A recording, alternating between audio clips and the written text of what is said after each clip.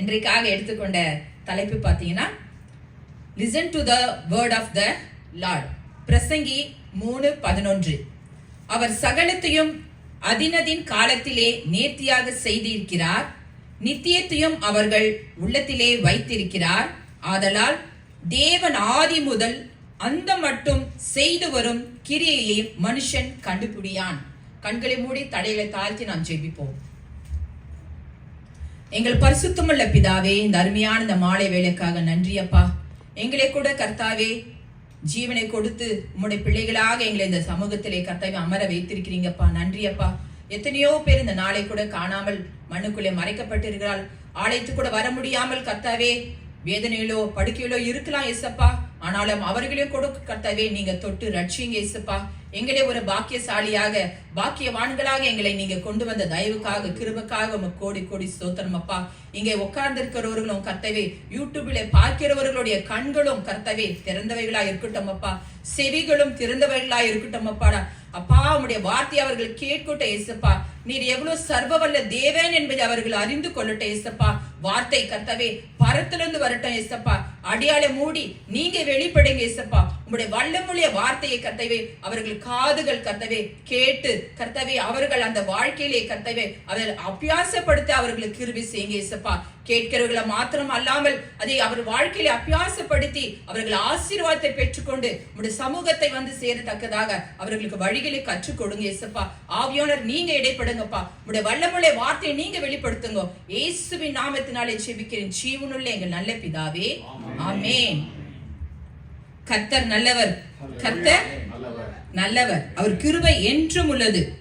யோசுவா 24:14 பார்த்தீங்கன்னா, நானும் என் வீட்டாருமோ என்றால் கர்த்தரையே சேவிப்போம் என்றான். எவ்வளவு அழகா இருக்குல்ல அந்த வசனம். அப்ப நம்ம எல்லாம் எப்படி இருக்கணும்? யோசுவாவுடைய குடும்பத்தை போல நானும் என் வீட்டாருமோ என்றால் எப்படி நேசிக்கணும்? கர்த்தரையே நம்ம சேவிக்கணும். வேற தேவர்கள் நமக்கு வேண்டாம், நமக்கு வேற தேவர்கள் வேண்டாம். நிறைய பேர் அறியாமனாலே செய்து கொண்டிருக்கிறாரு. படைத்தவரை அவங்க நோக்கி பார்க்காம படைப்பை வந்து பார்த்துட்டு என்ன பண்றாங்க? தவறுகள் செய்யறதுனால அவர்கள் பல சாபத்துல பல வியாதியில பல இடுக்கத்துல அவங்க போறாங்க. அந்த மாதிரி நம்ம கர்த்தருடைய பிள்ளைகள் ஒரு நாளும் அப்படி இருக்க கூடாது.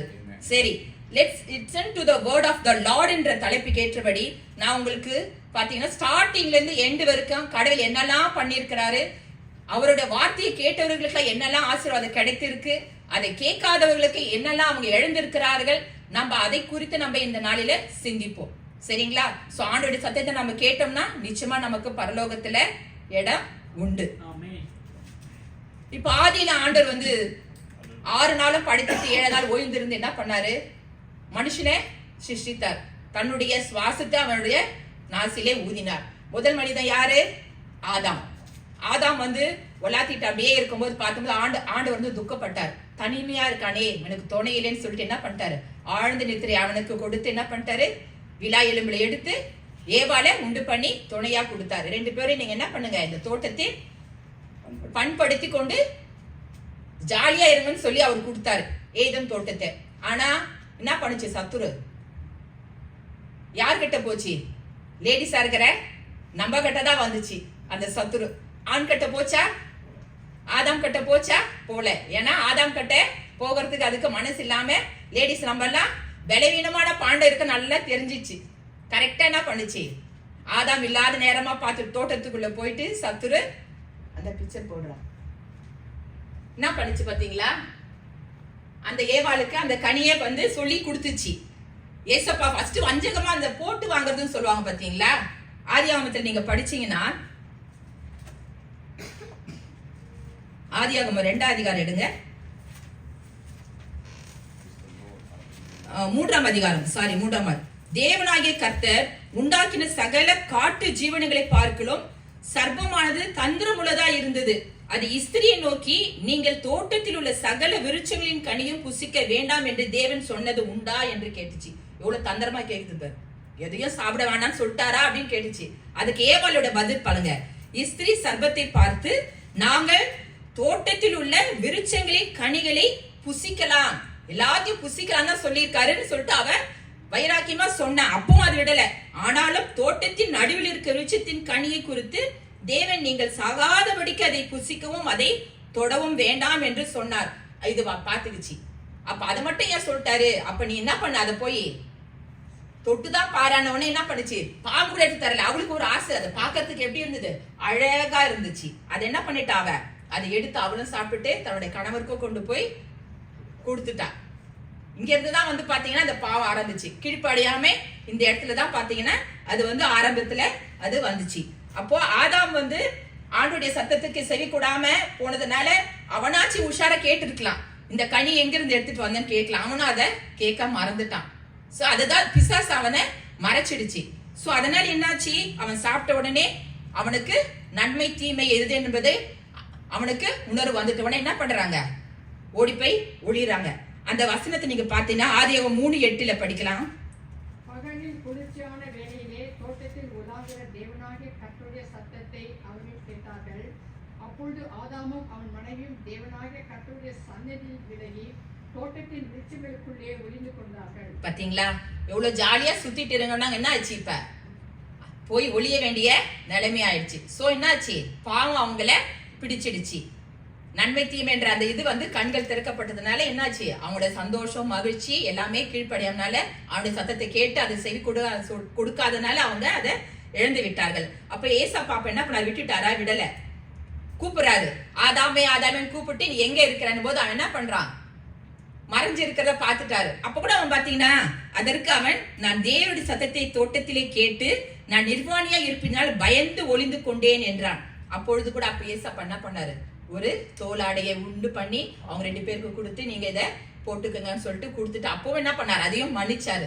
ஆனா ஒரே ஒரு இதன் கொடுத்துட்டாரு, இனி இங்க இருக்கிறதுக்கு உங்களுக்கு தகுதி இல்ல, இந்த ஏதன் தோட்டத்தை விட்டு நீங்க என்ன பண்ணுங்க போங்க, மண்ணில இருந்து நான் உங்களை உருவாக்கினேன், இனி மண்ணை நீ பண்படுத்தி வேர்வை சிந்தி ரத்தம் சிந்தி நீ உன்னுடைய குடும்பத்தை நீ பாத்துக்கன்னு சொல்லிட்டு என்ன பண்ணிட்டாரு, அதுக்கு வேலி போட்டுட்டாரு. இனி யார் அதுக்குள்ள இனி இன்னுமே அது வந்து ஒரு சிலர் அதை கண்டுபிடிச்சாங்கன்னு சொல்றாங்க. ஆனா ஏதன் தோட்டத்தை இன்னி வரைக்கும் யாருமே கண்டுபிடிக்கல. பாத்தீங்கன்னா அது மறைக்கப்பட்டுதான் இருக்கிறது. அதுக்கப்புறம் என்னாச்சு, 2 பேரும் ஒருத்தரை நேசித்து அவங்களுக்குள்ள சந்ததிகள் வளர ஆரம்பிச்சது. சோ ஆதாம் ஏவாளுக்கு பிறந்த குழந்தை பாத்தீங்கன்னா காயின் ஆபேல். காயின் மூத்தவன், சிறியவன் ஆபேல். அப்ப காயின் என்ன பண்ணா, நிலத்தை பண்படுத்தினா இருந்தான். ஆபேல் வந்து பாத்தீங்கன்னா ஆடு மேய்க்கிறனா இருந்தான். இவங்களுக்குள்ள கிளாஷ் ஆயிடுச்சு. சத்துரு அங்கேயும் வந்துச்சு பாருங்க, எவ்வளவு அழகா அவங்க கீழ்படிஞ்சு இருந்தாங்க. ஆனாலும் அங்கேயும் என்ன பண்ணுச்சு, அவங்களுக்குள்ள போட்டி. அப்ப என்ன பண்ணா, காயின் அவனுடைய எல்லா விளைச்சலின் எல்லாத்தையும் கொண்டு வந்து ஆண்டவருக்காக காணிக்க வைக்கிறான். ஆபேல கொண்டு வந்து வைக்கும் போது என்னாச்சு, ஆண்டவர் வந்து காயினுடைய காணிக்கையை அங்கீகரிக்கல, ஆபேலோட காணிக்கையை மாத்திரம் அங்கீகரிச்சோன்னே இவங்களுக்குள்ள ஒரு பொறாம வந்துட்டேன்னு என்ன பண்ணிட்டான், இவன் போய் அண்ணங்கார தம்பிய கொன்னுட்டான். கொன்னுட்ட உடனே என்னாச்சு, அப்ப கேட்கிறார் ஆண்டவர் காயினை குறித்து, காயினே எங்க உன்னுடைய சகோதரன் கேட்டு அவன் என்ன எவ்வளவு ஒரு நக்கலா சொல்றான்னு சொல்லுவோம் பாத்தீங்களா பதில். அந்த பதில் பாத்தீங்கன்னா தெரியும், நான் அவனுக்கு என்ன காவலாளியான்னு சொல்லிட்டு ஆண்டர் கட்டியே எவ்வளவு இதா பேசினான் பாத்தீங்களா அவன். அப்படிதான் இப்பவும் நம்ம எல்லாம் என்ன பண்றோம், ஏதாச்சும் ஒரு இதுனா ஆண்டரையே நம்ம கேள்வி கேட்கிற மாதிரி ஆனோம். ஆனா அந்த மாதிரியான தவறுகள் நம்ம செய்யக்கூடாது. ஏன், எப்படி, எதுக்கு என்ற அந்த கேள்வியை நம்ம ஆண்டத்துல நம்ம கேட்க கூடாது. அடுத்தபடியா பாத்தீங்கன்னா இந்த காயினாயின் அந்த சந்ததியிலிருந்து வந்ததுதான் பாத்தீங்கன்னா காயினுடைய குமாரன் பார்த்தா ஏனோக்கு. ஏனோக்கை பத்தி எல்லாருக்கும் நல்லா தெரியும். ஏனோக்கு ஆண்டவருடைய என்ன பண்ணிட்டு இருந்தாரு, சஞ்சரித்து கொண்டே இருந்தார். ஏனோக்கு அப்புறம் பாத்தீங்கன்னா தேவனுடைய சந்ததியர்கள் யாருமே வந்து கிடையாது. ஆண்டோட சந்ததி ஏனோக்கு மாத்திரம் தான் என்ன பண்ணாரு, 300 நாளும் பாத்தீங்கன்னா ஆண்டவரோடயே இருந்தாராம் பாருங்க. 365 நாள் வரைக்கும் ஆண்டவர் சந்தரித்து என்ன பண்ணாரு, அப்படியே எடுத்துக்கொள்ளப்பட்டார். சோ அவருடைய ஆயுசு நாட்கள் 365. அப்புறம் பாத்தீங்கன்னா ஏனோக்குடைய குமாரன் மெத்துசுலா வராரு. ஏனோக்குடைய சந்ததி போயிடுச்சுங்களா, மெத்துசுலா வராரு. மெத்துசுலா பாத்தீங்கன்னா 65 வயதான போது 188 வயதாக இருக்கும் போது லாமேக்கை குமாரனா பெறுறாரு. அப்ப லாமேக்கை பெற்ற பிறகு லாமேக்குடைய சந்ததியிலிருந்து வரவர் தான் யாரு, நோவா. சோ அப்ப பாத்தீங்கன்னா ஆண்டவரே ஒவ்வொரு சந்ததியா கொண்டு வந்து ஆசீர்வதித்து இப்ப நோவா கிட்ட வந்து இருக்கிறாங்க. அப்போ அந்த மக்கள் என்ன பண்ணிட்டு இருக்காங்க, எல்லா பாவங்களையும் செய்துகிட்டே வந்துட்டே இருக்காங்க. ஆதாமோட சந்ததியில இருந்து நோவாவோட கால வரைக்கும் பாத்தீங்கன்னா சந்ததிகள் வந்து பாவங்கள்ல நிறைஞ்சிருக்கிறாங்க. அப்போ வந்து ஆண்டவர் வந்து சொல்றாரு நோவா கிட்ட போயிட்டு, நீ வந்து ஜனங்க கிட்ட போய் சொல்லு, பாவம் நிறைஞ்சிருக்குது, இந்த தேசத்தை நான் அழிக்க போறேன், அவங்கள மனம் திருந்து சொல்லுன்னு சொன்னா அவங்க யாருன்னா கீழ்ப்படிஞ்சாங்களா, கீழ்ப்படியல. அவரை பார்த்து என்ன சொன்னாங்க, பைத்தியக்கார மாதிரி பேசலாம், மழை வருமா, இது போய் அழிஞ்சிருமா, இவங்க எல்லாம் இந்த போட்டு உள்ள போயிட போறாங்களாம் அப்படின்னு வந்து நக்கலா சொல்றாங்க எல்லாரும். இவர் சொல்றதை யாரும் வந்து புரிஞ்சுக்கல. அவரே எத்தனையோ மாதிரி சொல்லி சொல்லி பார்த்தாரு, ஆனாலும் அவர்கள் அதுக்கு கீழ்ப்படியாமையே போயிட்டாங்க. ஆபிரகாம் அடுத்த சந்ததியை பாத்தீங்கன்னா, நோவாக்கு அப்புறம் பாத்தீங்கன்னா அடுத்த இது போடுற அதே மாதிரி அந்த இது வந்துச்சா, அந்த போட்டுகள் என்ன பண்றாரு ஆண்டவர், ரெண்டு எல்லாத்தையும் அழிக்க போறேன், நீங்க என்ன பண்ணுங்க ஜோடி ஜோடியா நான் படைச்ச எல்லா படைப்பையும் அந்த போட்ல நீங்க ஏத்து சொல்றாரு, ஏத்துறாருல. அதுக்கப்புறமும் சொல்றாரு, அவர் அப்பவும் சொல்றாரு மனம் திரும்புங்க. என்னதுக்கு? யாருமே மனம் திரும்பல. கடைசியில என்ன ஆச்சு, ஆண்டோட நேரம் வந்த உடனே வானம் இருந்துச்சு. அப்போ வந்து மழை வரும்போது தான் எல்லாரும் வந்து என்னன்ற, ஐயோ எங்களை காப்பாத்து காப்பாத்து அப்படின்னும் போது ஆண்டவர் என்ன பண்ணிட்டாரு, அந்த போட்டை அந்த ஆர்க்கை க்ளோஸ் பண்ணிட்டாரு. ஏன்னா இவர் வந்து திறந்துருவாருன்னு தெரிஞ்சிச்சு ஆண்டவருக்கு. ஐயோ கடைசி நேரத்துல வந்துட்டாங்களே அப்படின்னு நம்ம எல்லாம் என்ன பண்ணுவோம், ஏத்துப்போம். ஆனா ஆண்டவர் என்ன பண்ணிட்டாரு, அவங்களுக்கு தண்டனை நான் கொடுக்கணும்ன்றதுக்காக என்ன பண்ணிட்டாரு, அந்த போட்டோடைய எல்லா டோரையும் க்ளோஸ் பண்ணிட்டாரு. 40 நாள் விடாம மழை பெஞ்சு அது 150 நாள் அந்த தண்ணி வந்து பூமியிலேயே அப்படியே வந்து இருந்துச்சு. அடுத்ததா பாத்தீங்கன்னா, அந்த நோவாவோட காலத்துல ஆண்டவர் ஒரு தேசத்தை என்ன பண்ணிட்டாரு, முழுசா அந்த 8 பேரை மட்டும்தான் அந்த போட்டுக்குள்ள அலோவ் பண்ணாரு. அதுக்கப்புறமா பாத்தீங்கன்னா ஆபிரகாம் வராரு. அந்த 8 பேர்ல இருந்து வரதுதான் அதே படிச்சுக்கிட்டே வந்து அவங்களுக்கு தெரியும், அது ரொம்ப லென்த்தியா போயிடும். அதனால உங்களுக்கு தேராகோ மட்டும் நான் உங்களுக்கு காமிக்கிறேன். அந்த தேராகுடைய வயிற்றில பிறந்துதான் ஆபிரகாம். சரிங்களா? அந்த ஆபிரகாம் சந்ததியில இருந்து வந்ததை தான் பாத்தீங்கன்னா நம்பலாம். ஆபிரகாம் சந்ததியில் நம்ம வந்து சொல்றோம் இல்லையா, சோ இந்த சந்ததியில தான் வந்து நம்ம எல்லாரும் வந்திருக்கிறோம். சோ அப்ப ஆபிரகாம் வந்து அவனோட இதுக்கு செவி கொடுத்தாரா, கொடுக்கலையா? விசுவாசின் தகப்பனும் சொல்றோம் நம்ம. ஆபிரகாமே ஒவ்வொன்னுத்துக்கும் ஆண்டவருக்கு அவர் செவி கொடுத்திருந்தார். எத்தனை வருஷத்துல அவர் குழந்தை பிறந்தது? 100 வயசுல தான் குழந்தை பிறந்தது. அது வரைக்கும் அவர் ஆண்டவர் கொடுத்த அந்த ப்ராமிஸ் என்ன பண்ணிட்டு இருந்தாரு, குடிப்பீங்க விசுவாசத்திலேயே அவர் வந்து ஜெபம் பண்ணிட்டே இருந்தார். அப்ப அவங்க வைஃப் கூட வந்து தேவதூதர் சொல்லும் போது அவங்க வைஃப் வந்து சிரிக்கிறாங்க, நானும் ஒரு கேள்வி ஆயிட்டேன், எனக்கு போய் எப்படி குழந்தை பிறக்கும்னு. அப்ப ஆண்டவர் என்ன பண்ணார், நீ சிரிச்சியான்னு கேட்டாரு. ஆனா அவன் என்ன பண்ணா, சாரா ஆண்டவர் கிட்டே போய் சொல்லிட்டான், நான் சிரிக்கலையே அப்படின்னுட்டா. அப்ப ஆண்டவர் இல்ல நீ சிரிச்ச நகைத்தாய் அப்படின்னு சொல்லிட்டு ஆண்டவர் அதை பார்த்து சொன்னாரு. அதுக்கப்புறமா பாத்தீங்கன்னா ஆண்டவர் சொன்ன வாக்கு மாறாதவர் என்ன பண்ணாரு, ஏற்ற வேளையில அவளுக்கு அந்த குழந்தைய பெருக்க செய்து அந்த குழந்தைக்கு பேரிடறதுக்கும் ஆபிரகாம் கிட்ட சொல்லிட்டா, ஈசாக்கு நீ பேரிடணும்னு சொல்லிட்டு பேரு என்ன பண்ணிட்டாரு, எழுதி கொடுத்துட்டாரு. அதே மாதிரி அது பேரும் அவங்கள வச்சுட்டாங்க. அதுக்கப்புறம் நீங்க பாத்தீங்கன்னா அந்த ஆபிரகாம் ஓடு பாத்தீங்கன்னா லோத்துன்னு சொல்லிட்டு அவரோட சகோதரன் வருவாரு, அவங்க தகப்பனுடைய சகோதரன். சோ வந்து 10 சித்தப்பா அந்த மாதிரி ரிலேஷன்ல அவங்க வராங்க, சகோதரர்கள் வராங்க.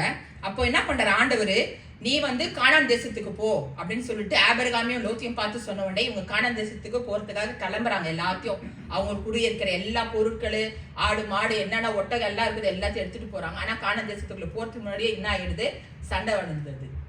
யாருக்கு சண்டை வருதுன்னா, ஆபிரகாமுடைய மேய்க்கிற அந்த தலைவருக்கும் இந்த மேய்க்கிறவனுக்கும் 2 பேருக்கும் சண்டை வந்தது. சண்டை வந்து என்ன ஆயிடுது, ஆபிரகாம் சொல்றாரு, நீயும் நானும் சகோதரன், நமக்குள்ள இந்த சண்டை வேண்டாம், நீ வந்து தென் பக்கம் போனா நான் வடக்கு பக்கம் போறேன், நீ வடக்கு பக்கம் போனா தென் பக்கம் போறேன்னு சொல்லிட்டு 2 பேரும் என்ன பண்றாங்க, பிரிஞ்சு போயிடுறாங்க. அப்பதான் வந்து பாத்தீங்கன்னா ஆபிரகாம் வந்து கானான் தேசத்துக்குள்ள போகும்போது தான் என்ன ஆகுது, அவர் அங்க வாழ்ந்துட்டு இருக்கும் போது இந்த லோத்துன்றவங்களை என்ன பண்றாங்க, அந்த இடத்துல லோத்து வராங்க. அப்ப லோத்தும் ஆண்டவருக்கு கீழ்ப்படிஞ்சு எல்லா காரியங்களும் செய்து கொண்டுதான் இருந்தாரு. ஆனா என்னாச்சு,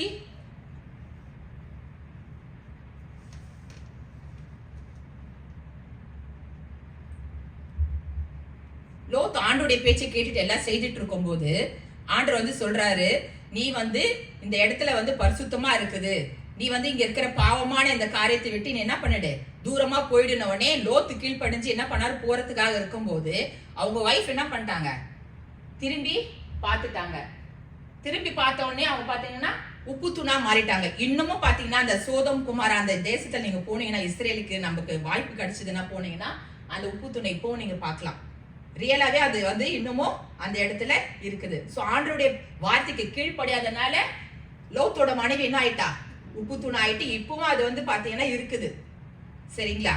அடுத்தபடியா பாத்தீங்கன்னா லோத்து முடிச்ச உடனே ஆண்டவர் வந்து இந்த பக்கமா வந்த உடனே அந்த இடத்துலயும் வந்து அந்த தேசத்தை அழிச்சிட்டாரு. செகண்ட் டைம் என்ன ஆச்சு, எல்லாரையும் சேர்த்து மொத்தமா அழிச்சு போட்டுட்டாரு. அதுக்கப்புறமா நீங்க பாத்தீங்கன்னா கர்த்தர் வந்து மோசையை கொண்டு அடுத்ததா கொண்டு வரார். இஸ்ரேல் ஜனங்கள் எல்லாம் எப்படி இருக்கிறாங்க, அடிமைத்தனத்தில் இருக்கிறவங்களை காப்பாத்துன்னு சொல்லிட்டு அடுத்தது மோசையை கொண்டு வரார். மோசையை கொண்டு வரும்போது ஆண்டவர் வந்து, மோசையோட ஸ்டோரி எல்லாருக்குமே தெரியும், மோசை எப்படி பிறந்தாருன்றதெல்லாம் உங்களுக்கே தெரியும், அது நான் சொல்ல வேண்டியது இல்ல. தெரியாதவங்களுக்கு வேணா நான் ஷார்ட்டா வேணா சொல்றேன். மோசை வந்து குழந்தையா பிறந்துட்டு இருக்கும் போது பாத்தீங்கன்னா ராஜா வந்து ஆண் பிள்ளைகள் எல்லாம் அழிச்சிடணும், பெண் பிள்ளைகளை மாத்திரம் தான் இந்த ஊர்ல உயிரோட இருக்கணும்னு சொல்லிட்டு ராஜா சொல்லிடுவாரு.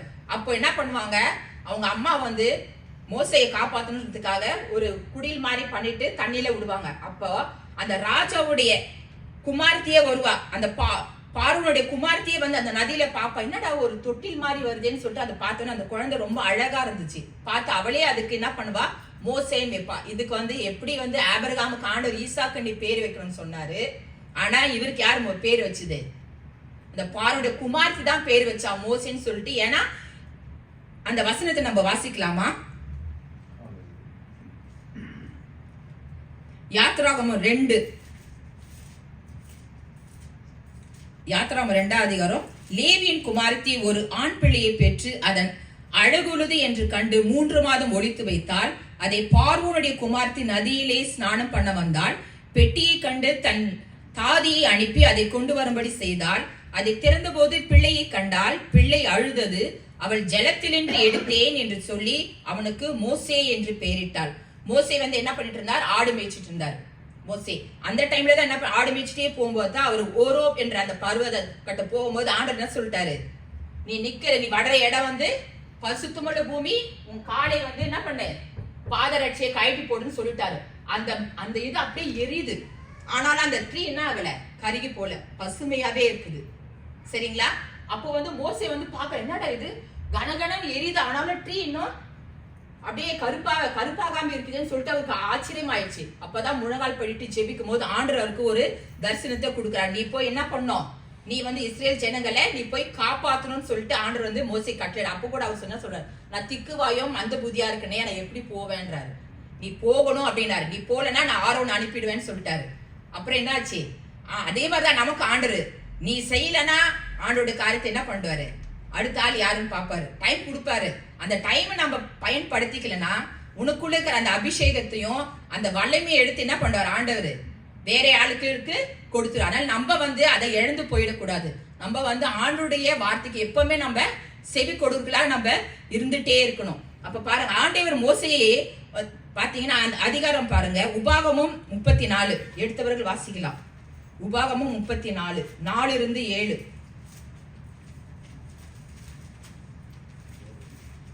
உபாகமும் 34. அப்பொழுது கர்த்தர் அவனை நோக்கி, நான் உங்கள் சந்ததிக்கு கொடுப்பேன் என்று ஆபிரகாமுக்கும் ஈசாக்கும் யாக்கோபுக்கும் ஆணையிட்ட தேசம் இதுதான். இதை உன் கண் காணும்படி செய்தேன், ஆனாலும் நீ அவ்விடத்துக்கு கடந்து போவதில்லை என்றார். அப்படியே கர்த்தரின் தாசனாகிய மோசே மோவாப் தேசமான அவ்விடத்திலே கர்த்தருடைய வார்த்தையின்படியே மரித்தான். பாத்தீங்களா, ஆண்டவர் என்ன சொல்லிட்டாரு, ஏன்னா மோசே வந்து ஒரு ரத்த பழி செய்ததுனால அந்த இடத்துக்கு போறதுக்கு ஆண்டவர் மோசே எவ்வளவு பேரை நடத்தினாரு. 40 ஆண்டுகளை இஸ்ரேல் ஜனங்கள் அவ்வளவு பேரை நடத்தி கூட அவருக்கு அந்த பாக்கியம் இல்லை. கடைசியில என்ன பண்ணிட்டாரு, நீ அந்த இடத்துக்கு போறதுக்கு ஆண்டவர் அவருக்கு கூட மோசைக்கு கூட அந்த தகுதி இல்லைன்னு சொல்லிட்டு அந்த இடத்தை எட்டி பார்க்கும்போது என்னாச்சு, மரணம் வந்துச்சு. மோசை யார் அடக்கம் பண்ணது, ஏசப்பா தான். ஆண்டவரே போய் மோசவே அடக்கம் பண்ணிட்டாரு. அப்ப பாத்தீங்கன்னா அதை இது வரைக்கும் யாரும் அந்த இதை பார்த்ததே இல்லையா. அடுத்த வசனம் வாசிங்கம்மா. அவர் அவனை மோவாப் தேசத்திலுள்ள பெத்பயோருக்கு எதிரான பள்ளத்தாக்கிலே அடக்கம் பண்ணினார். இந்நாள் வரைக்கும் ஒருவனும் அந்த பிரேத குழியை அறியான். பாத்தீங்களா, மோசே அடக்கம் பண்ண அந்த பிரேத குழியை ஒருத்தர் கூட இன்னி வரைக்கும் பார்த்ததே இல்லையா. மேபி நம்ம ஆண்டவருக்கு நம்ம பிரியமா இருந்தோம்னா ஆண்டவர் நம்முடைய தடைகள் எல்லாத்தையும் உடைச்சி நம்முடைய எல்லா காரியங்களும் ஆண்டவர் ஜெயமா மாற்றுவான்னு சொல்லிட்டு நான் விசுவாசிக்கிறேன். நீங்களும் விசுவாசிக்கிறீங்களா? மோசைக்கு கூட அந்த பாக்கியம் கிடைக்கல. எவ்வளவு ஆண்டு 40 நாள் உண்ணாமலும் குடியாமலும் இருந்த அந்த மோசைக்கு கூட அந்த பாக்கியத்தை ஆண்டவர் கொடுக்கலையே. அப்பெல்லாம் நம்மள ஏமாத்துறோம், கொஞ்சம் யோசித்து பார்க்கணும். அப்ப எவ்வளவு உண்மையா பரிசுத்தமா நம்ம வாழ்க்கையை நம்ம நடந்துக்கிறோம் அப்படின்றத நம்ம பார்க்கணும். அடுத்தபடியா பாத்தீங்கன்னா 2 தெசலோனிக்கேயர் 2ஆம் அதிகாரம். 2 தெசலோனிக்கேயர் 2ஆம் அதிகாரம் 2ஆம் வசனம். ஒரு ஆவினாலாவது வார்த்தையினாலாவது எங்களிடத்திலிருந்து வந்தாய் தோன்றுகிற ஒரு நிருபத்தினாலாவது கிறிஸ்துவனுடைய நாள் சமயமாய் இருக்கிறதாக சொல்லப்பட்டால் உடனே சஞ்சலப்படாமலும் கலங்காமலும் இருங்கள். பாருங்க, அப்போ பாருங்க, ஆவியினாலாவது வார்த்தையினாவது எங்களிடத்திலிருந்து வந்ததாய் தோன்றுகிற ஒரு நிருபத்தினாவது கிறிஸ்துவனுடைய நாள் சமயமா இருக்கதாக இப்போ சொல்லப்பட்டுனா அப்ப நம்ம எவ்வளவு ஜாக்கிரதையா இருக்கணும். அப்போ இவ்வளோ நாள் நம்ம ஆதி ஆகமத்திலிருந்து நியூ டெஸ்ட் வரைக்கும் வந்துட்டோம். ஒவ்வொன்றா உங்களுக்கு ஷார்ட்டா அப்படியே கிளிப்பிங்கா சொல்லிட்டு வந்தேன். ஏன்னா எல்லாருக்குமே தெரியும் அந்த ஸ்டோரியில, அதனாலதான் உங்களுக்கு இப்படியாக நான் கவர் பண்ணிட்டு வந்தேன். சோ அப்ப நம்ம எந்த அளவுக்கு நம்ம இந்த வார்த்தைக்காக நம்ம ஜாக்கிரதை உள்ளவர்களா நம்ம இருக்கணும். அடுத்தது 8வது படிங்கம்மா. நீக்கப்படும் போது அந்த அக்கிரமக்காரன் வெளிப்படுவான். அவனை கர்த்தர் தம்முடைய வாயின் சுவாசத்தினாலே அழித்து நம்முடைய வருகையின் பிரசங்கத்தினாலே நாசம் பண்ணுவார். பாத்தீங்களா, சுவாசத்துல நமக்கு ஜீவனையே கொடுத்தார் ஆண்டவர். மண்ணில இருந்து நம்மள உருவாக்கி அதே சுவாசத்தாலதான் என்ன பண்ணுவாரா, அக்கிரமக்காரனும் அழிச்சிருவேன்னு அவர் சொல்லியிருக்கார். வேதத்தில் சொல்றது எல்லாமே 100% உண்மைதான். அதுக்காக தான் உங்களுக்கு இந்த பிக்சரை கூட நான் ஒவ்வொன்னா போட்டு காமிக்கிறேன். இதெல்லாம் சும்மா வரைஞ்சவோ இல்ல ஒரு மித்தோ கிடையாது. இன்னமும் அது சரித்திரமா இருக்கிறது. அந்த இடத்துக்கு நம்ம போனா நம்ம அதை அறிந்து கொள்ளலாம். அப்புறம் பாருங்க 10வது வசனம். கெட்டு போகிறவர்களுக்குள்ளே அநீதியினால் உண்டாகும் சகலவித வஞ்சகத்தோடும் இருக்கும். ரட்சிக்கப்படத்தக்கதாய் சத்தியத்தின் மேலுள்ள அன்பை அவர்கள் அங்கீகரியாமல் போனபடியால் அப்படி நடக்கும். எப்படி நடக்கும்? சுவாசத்தினால ஆண்டவர் அவங்கள அக்கிரமக்காரரை அழிச்சிருவார். ரோமர் 8:5-6. ரோமர் 8:5-6.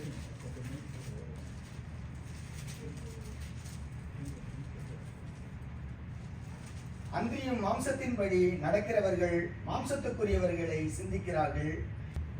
மாம்ச சிந்தை மரணம், ஆவின் சிந்தையோ ஜீவனும் சமாதானமாம். பாத்துக்கோங்க. அப்ப நம்ம ஆவிக்குரியவர்களா இருக்கணுமா மாம்சத்துக்குரியவர்களா இருக்கணுமான்னு சொல்றதை நம்ம கொஞ்சம் சிந்தித்து பார்க்கணும். சரிங்களா? சோ அப்ப ஆண்டோடைய சத்தத்தை நம்ம கேட்டு வேதத்தை வாசித்து ஒவ்வொரு நாளும் அவருடைய சமூகத்தில் நம்ம காத்திருக்கும் போது தான் ஆவிக்குரிய கண்கள் திறக்கப்படும். அப்படி இல்லைன்னா நம்ம மாம்சத்தின்படியே என்ன பண்ணுவோம், உலகத்துல போய்கொண்டு இருப்போம். சத்துரு நம்மளை அழகா இழுத்துட்டு போயிட்டே இருப்போம். இனிமையான அந்த ஃப்ரூட்டை காமிச்ச மாதிரி எல்லாத்தையுமே காமிப்பான் நமக்கு. நம்ம கொஞ்சம் ஜாக்கிரதையா இருக்கணும் ஆண்டவர் சமூகத்துல. சரிங்களா? அடுத்தது பாத்தீங்கன்னா ஏசாயா 26:2-3. சத்தியத்தை கை கொண்டு வருகிற நீதியுள்ள ஜாதி உள்ளே பிரவேசிப்பதற்காக வாசல்களை திறவுங்கள்.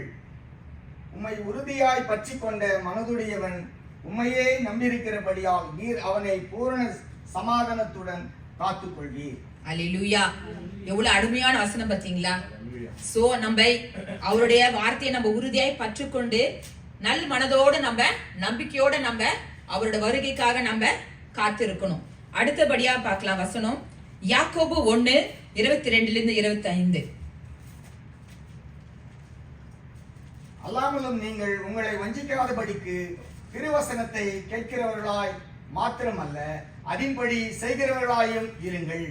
எண்ணத்தினாலே நீ ஒருவன் திருவசனத்தை கேட்டும் அதின்படி செய்யாதவனால் கண்ணாடியிலே தன் சுபாவ முகத்தை பார்க்கிற மனுஷனுக்கு ஒப்பாயிருப்பான்.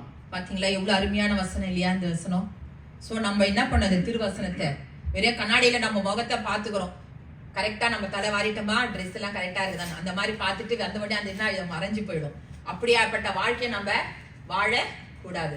எப்பவுமே எப்படி இருக்கணும், ஆண்டவரோடையே இருக்கிற அந்த வாழ்க்கை ஏனோக்கு போல நம்ம வாழ்ந்து பரலோக ராஜ்யத்தை நம்ம சொந்ததனுக்கணும்னு சொல்லிட்டு நானே பிரயாசப்படுறேன். உங்களுக்கும் அந்த ஆசீர்வாதத்தை ஆண்டவர் கொடுக்கணும்னு சொல்லிட்டு நம்ம ஒவ்வொரு நாளும் நம்ம ஜெபிக்கணும். அடுத்தது பாத்தீங்கன்னா யோவான் 10:27-29. யோவான் 10:27-29. என் ஆடுகள் என் சத்தத்திற்கு செவி கொடுக்கிறது, நான் அவைகளை அறிந்திருக்கிறேன், அவைகள் எனக்கு பின் செல்கிறது. நான் அவைகளுக்கு நித்திய ஜீவனை கொடுக்கிறேன், அவைகள் ஒரு காலம் கெட்டு போவதில்லை, ஒருவனும் அவைகளை என் கையில் இருந்து பறித்துக் கொள்வதும் இல்லை. அவைகளை எனக்கு தந்த என் பிதா எல்லாரிலும் பெரியவராய் இருக்கிறார். அவைகளை என் பிதாவின் கையில் இருந்து பற்றிக் கொள்ள ஒருவனாலும் கூடாது. அல்லேலூயா. எவ்வளவு அருமையான வசனம் பாத்தீங்களா? சோ இந்த வசனத்தையே நம்ம என்ன பண்ணோம், காது கொடுத்து செவி கொடுத்து நம்ம இதை கேட்டு இதன்படி வாழறதுக்கு நம்ம ஒப்பு கொடுப்போம். சரிங்களா? அடுத்தது எரேமியா 33:3, என்னை நோக்கி கூப்பிடு, அப்பொழுது நான் உனக்கு உத்தரவு கொடுத்து நீ அறியாததும் உனக்கு எட்டாதுமான பெரிய காரியங்களை உனக்கு அறிவிப்பேன். இந்த வார்த்தை எவ்வளவு அருமையான ஒரு ப்ராமிஸ் வேர்டு தான் இது. பாத்தீங்கன்னா ஒவ்வொன்றும் நமக்கு ப்ராமிஸ் வேர்டு தான், ஆனா இது வந்து விசேஷமான ப்ராமிஸ் வேர்டு. அவரை நோக்கி பார்க்கிற யாருடைய இது என்ன ஆகாது, ஒரு நாளும் வெட்கப்பட்டும் போவதில்லை, அது கெட்டு போகிறது இல்லை. அவர் காரியத்தை வாய்க்க செய்வார். யோவான் 8:47,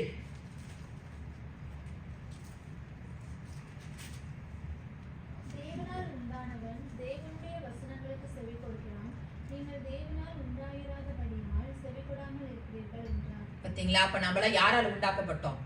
தேவனால் உண்டாக்கப்பட்ட. அப்ப செவி கொடுக்கணுமா வேண்டாமா? நம்ம நிச்சயமா நம்ம அவருடைய வார்த்தைக்கு நம்ம செவி கொடுத்துதான் ஆகணும். அப்படி செவி கொடுத்தாதான் நம்ம என்ன பண்ணோம், நித்திய ஜீவனை நம்ம சுதந்திரத்து கொள்ள முடியும். யோவான் 16:13, சத்திய ஆவியாக அவர் வரும்போது சகல சத்தியத்திற்குள்ளும் உங்களை நடத்துவார். அவர் தம்முடைய சுயமாய் பேசாமல் தாம் கேள்விப்பட்டவைகள் யாவையும் சொல்லி வரப்போகிற காரியங்கள் உங்களுக்கு அவர் அறிவிப்பார். அப்ப அவர் சமூகத்தை நம்ம காத்திருந்தோம்னா தான் நமக்கு அந்த இது கிடைக்கும். அது செகண்ட் கமிங். சாமுவேல கூட நீங்க எல்லாரும் தெரியும், சாமுவேல் ஸ்டோரி கூட. குழந்தையா இருக்கும்போது அண்ணால் கொண்டு வந்து சர்ச்சில விட்டுடுவா, ஏலி தாத்தா வளர்ப்பாரு. அப்ப வந்து ஆண்டவர் பேசும்போது அந்த குழந்தைக்கு தெரியாது சாமுவேலே குடும்பம். அப்ப என்ன பண்ணுவாரு, அவரு போய் கர்த்தாவே சொல்லும் அடியேன் கேட்கிறேன் சொல்லு பண்ணும்போது அவனுக்கு சொன்ன உடனே ஆண்டவர் அவனோடு பேசுவார். அப்ப பாத்தீங்கன்னா அவனும் சாமுவேலும் ஆசீர்வதிக்கப்பட்டு ஆண்டவருக்கு பிரியமா இருந்தனால சாமுவேல ஆண்டவர் ஆசீர்வதித்தார். யோசேப்பை கூட நீங்க பாத்தீங்கன்னா, யோசேப்பை கூட சொல்லிடுறேன், யோசேப் வந்து பாத்தீங்கன்னா சொப்பனக்காரன் சொல்லுவாங்க. அப்ப யோசேப்போட பாடுகள் நீங்க எல்லாரும் படிச்சீங்கன்னா உங்களுக்கு அந்த அதிகாரத்துல உங்களுக்கு தெரியும். யோசேப் அவங்க சகோதரர்கள் என்ன பண்ணிட்டாங்க, பொறாமைப்பட்டு குழியில போட்டாங்க. ஆனாலும் கர்த்தர் அவனுக்கு இரக்கம் பாராட்டி அவனை அந்த ஊருக்கு எகிப்து இதுக்கே என்ன பண்ணாரு, ராஜாவாக்கினார். அப்போ கர்த்தருடைய வார்த்தைக்கு அவன் எத்தனை நாள் காத்திருந்தான் பாத்தீங்களா? 17 வயசுல இருந்து அவனுடைய அவ்வளோ பெருசா ஆயிட்டு கூட ஆண்டருக்காக அவனோட அந்த வார்த்தைக்காக அவன் காத்திருந்தான். அந்த பிராமிஸை விட்டு விலகாம காத்தினா அவங்க சகோதரர்கள் என்ன பண்ணாங்க, அவன் சொப்பனத்தை கண்டு சொன்னதுனாலதான் அவனை எல்லாம் இது பண்ணதுனால என்ன பண்ணிட்டாங்க, அதே மாதிரி ஆண்டர் அந்த நாளில அந்த காரியத்தை செய்த எல்லாரும் அவனுக்கு தலை வணங்கி வந்தாங்க. அவனும் என்ன பண்ணான், எல்லாரும் அரவணைச்சுக்கிட்டு அவங்களுக்கு வேண்டியது எல்லாத்தையும் யோசேப்பு கொடுத்து அனுப்பினான். 2 தீமோத்தேயு 2:10-13.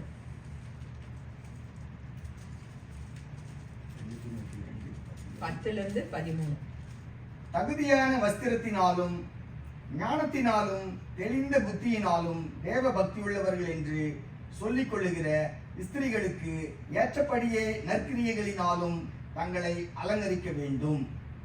ஸ்திரீயானவள் எல்லாவற்றிலும் அடக்கமுடையவளாய் இருந்து அமைதலோடு கற்றுக்கொள்ள கடவுள். அப்ப ஸ்திரீ எப்படி இருக்கணும், அடக்கமுள்ளவளா நம்ம இருக்கணும். சரிங்களா? சரி, அடுத்தபடியாக பாத்தீங்கன்னா 1 தெசலோனிக்கேயர் 4:13-18. 1 தெசலோனிக்கேயர்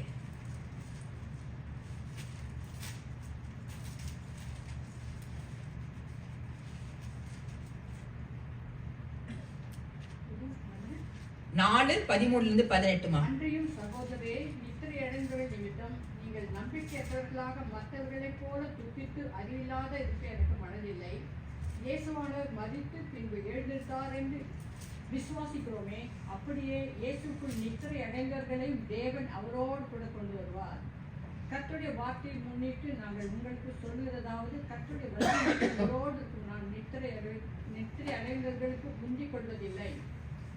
ஏனெனில் கர்த்தர் தாமே ஆர்வத்தோடும் பிரதானத்தோடும் சத்தத்தோடும் தேவ எக்காலத்தோடும் வானத்திலிருந்து இறங்கி வருவார். அப்பொழுது கிறிஸ்துக்குள் மரித்தவர்கள் முதலாவது எழுந்து வருவார்கள். அல்லேலூயா. பாத்தீங்களா எவ்வளவு அருமையான வார்த்தை. அப்போ ஆண்டு சத்தத்தை கேட்கிற நமக்கு என்ன வரும், எக்கால சத்தம் கேட்கும்.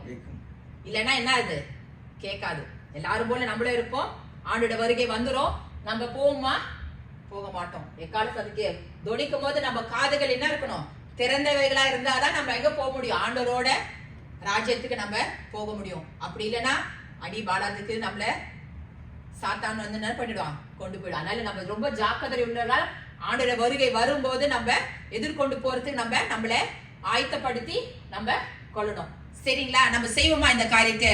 அவனுடைய வார்த்தையை நம்ம செவி கொடுத்து அவருடைய சத்தத்தை கேட்கறது நம்ம ஆயத்தமா இருப்போமா? நம்முடைய கண்களும் காதுகளும் எப்பவும் என்னவா இருக்கணும்? திறந்தவைகளா இருக்கணும். தீயதை பார்க்க கூடாது. அந்த கண்களை திறந்து நம்ம பைபிளை படிச்சு ஆவிக்குரிய வாழ்க்கையில தான் நம்ம இருக்கணும். உலக பிரகாரமா நம்ம இருந்தோம்னா நமக்கு எக்கால சத்தம் ஒரு நாளும் கேட்காது. ஆகையால நீங்க எல்லாரும் தேவனுடைய பிள்ளைகள் எல்லாரும் எக்கால சத்தம் கேட்கணும்ன்றதுக்காக ஒவ்வொரு நாளும் ஜெபம் பண்ணுங்க. ஆண்டோட வருகை எப்ப வரும்? யாருக்கு திருடனை போல வரும்னு சொல்லிட்டார் அவரு. ஆகையால நம்ம எப்பொழுதுமே ஜாக்கிரதை உள்ளவர்களாக இருப்போம். கண்களை மூடி நாம் ஜெபிப்போம்.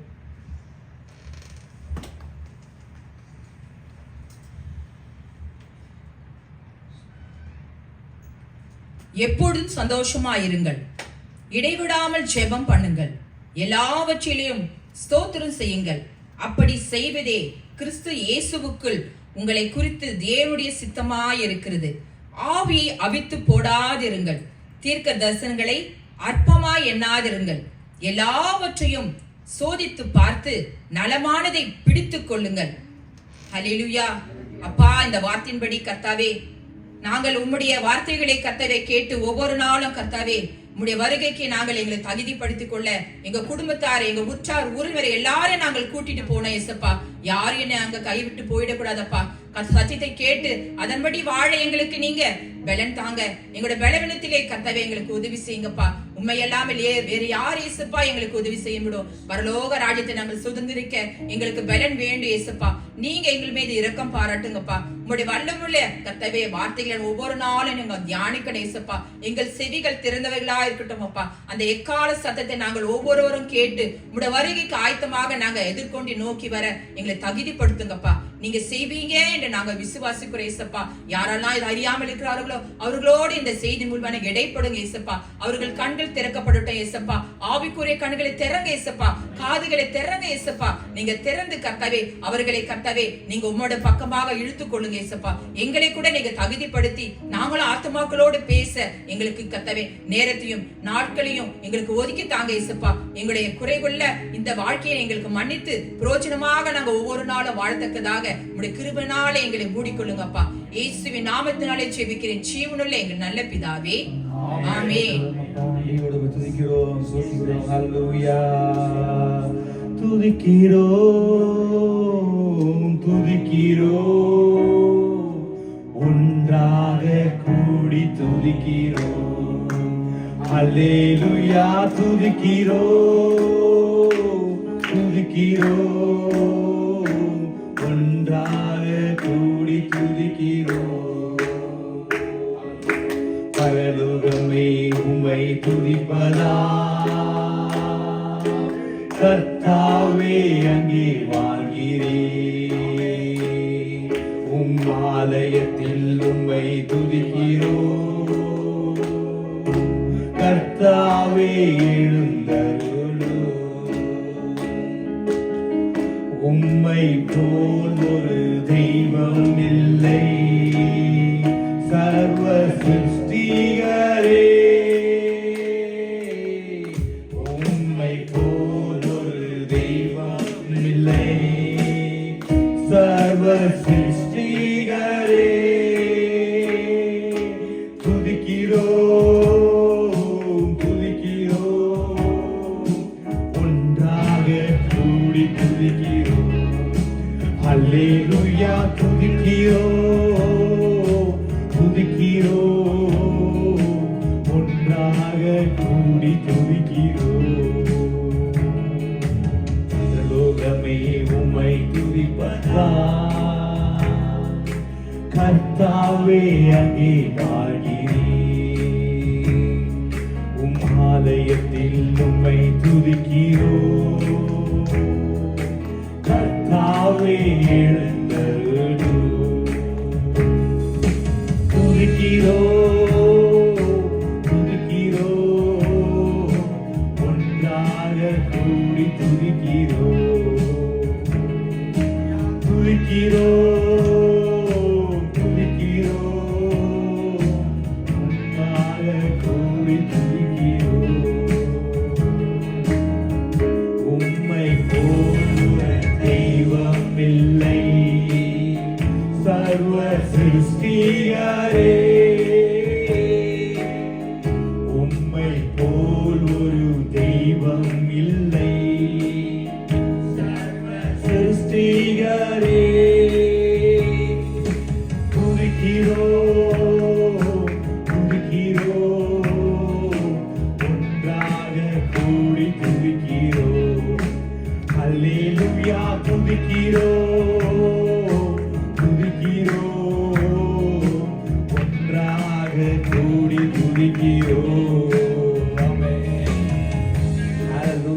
உயர்த்துகிறோம் ஆண்டவரை, துதிக்கிறோம் ஆண்டவரே.